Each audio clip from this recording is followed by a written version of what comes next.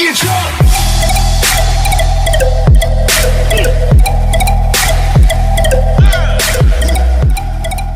Сәлем достар, сендермен Алтай. Бүгін достар, мен сіздерге пост жасадым. Бұл Майнкрафттан.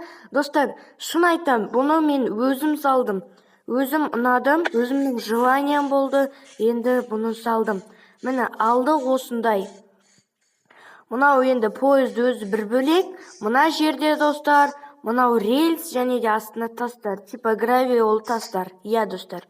Және де мен мына жерде станция жасадым. Станцияны өзім жасадым жалғыз, өйткені маған ұнады осындай станция. Мынау үстінде достар, әрбір станцияның стекло болады, және де осы жерге келіп отырып поезд күтсеңіз болады.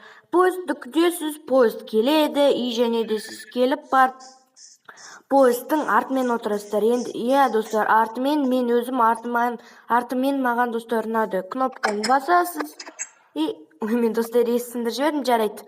Әрбір комнатта достар мынандай бірдей болады. Факел және де верста, төсек и сундук. Печканы достар қазір көрсетем қаяқта екен. Әрбір комнатта осындай достар, мені көріңіздер. Мына коридормен өтейік. Сөйтіп астында ең басындағы машинисттер отыратын жерге келейік. Бұл жерде достар мынандай кран бар, су құйып өстіп жуынуға болады типа. И және де мына жерде міне печка типа тамақ пісіретін.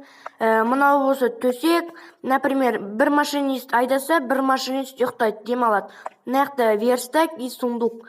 Ну, на всякий случай. И мынау микрофон. Қазір өшірулі тұр. Мен үшін микрофон рычаг. Қосасыз, қосты и сөйлейсіз да қайтадан өшіріп қоясыз.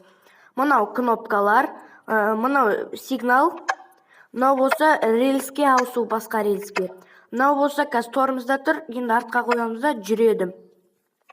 Осылай достар, мен бұл постройканы где-то 2-3 сағатта жасадым.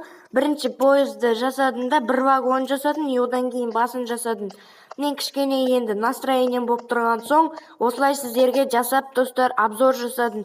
Енді мен бұған ссылкасын қалдырамын деп ойламаймын, енді бұны мен ешкім қызығады деп ойлап тұрғанда жоқпын.